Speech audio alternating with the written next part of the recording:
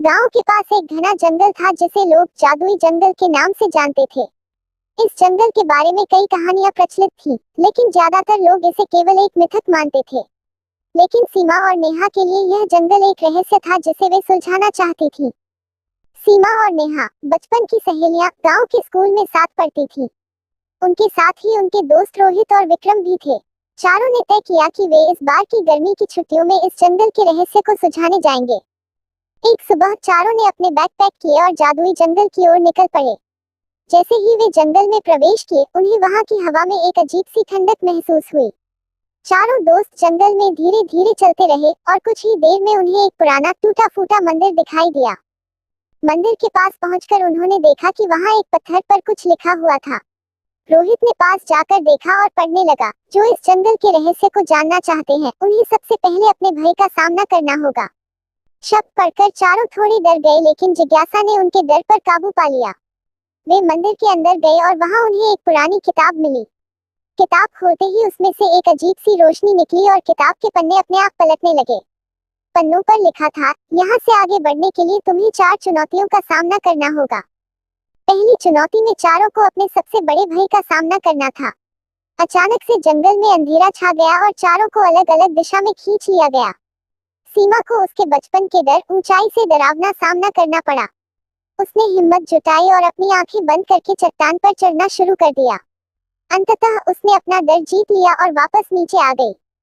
उधर नेहा को अकेलेपन से डर था। वह एक अंधेरी गुफा में फंस गई और उसकी हिम्मत जवाब दे रही थी। लेकिन उसने खुद को समझाया और गुफा में से बाहर निकलने का रास्ता खोज निकाला। विक्रम का डर था पानी से। उसे एक नदी पार करनी थी और उसने जैसे तैसे तैरकर नदी पार की। रोहित का सबसे बड़ा डर था अजनबी लोगों से बात करना। उसे एक अजनबी गांव में भेजा गया और वहां उसे लोगों से मदद मांगनी पड़ी। अंततः सभी ने अपनी अपनी चुनौतियों को पार कर लिया और वे फिर से मिल गए। दूसरी चुनौती थी एक जादुई वस्त्र को खोजना और पहनना। उन्होंने जंगल में घूमते घूमते एक बुढ़िया को देखा जो एक झोपड़ी में रहती थी। वह बुढ़िया असल में एक चुड़ैल थी जिसने जादुई वस्त्र को छुपा रखा था। उसने चारों को देखते ही कहा, यदि तुम ये वस्त्र चाहते हो तो तुम्हें मुझे एक सच्चा मित्र बनकर दिखाना होगा। सीमा ने आगे बढ़कर कहा, हम आपकी मदद करेंगे, आपको जो भी चाहिए हमें बताइए। चुड़ैल ने मुस्कुराते हुए कहा, मुझे एक औषधि बनानी है जिसके लिए मुझे कुछ विशेष जड़ी बूटियों की जरूरत है। चारों दोस्तों ने मिलकर वह जड़ी बूटियां खोज निकाली और चुड़ैल को दे दी। चुड़ैल ने खुश होकर उन्हें जादुई वस्त्र दे दिया। तीसरी चुनौती थी एक गुप्त द्वार को खोलना। जादुई वस्त्र पहनते ही उन्हें एक प्राचीन वृक्ष के पास एक द्वार दिखाई दिया। लेकिन द्वार पर एक पहेली लिखी थी, मैं दिन में दिखता हूँ, रात में गायब हो जाता हूँ। मुझे पकड़ो और द्वार खुल जाएगा। विक्रम ने तुरंत जवाब दिया, यह तो छाया है। जैसे ही उसने यह कहा, द्वार। आखिरी चुनौती सबसे कठिन थी। उन्हें एक दुष्ट चुड़ैल को हराना था जिसने इस जंगल को अपनी काली शक्तियों से जकड़ रखा था। चारों ने मिलकर अपनी हिम्मत और दोस्ती के बल पर चुड़ैल का सामना किया। जादुई वस्त्र पहनने से उनमें अद्भुत शक्तियां आ गई थी।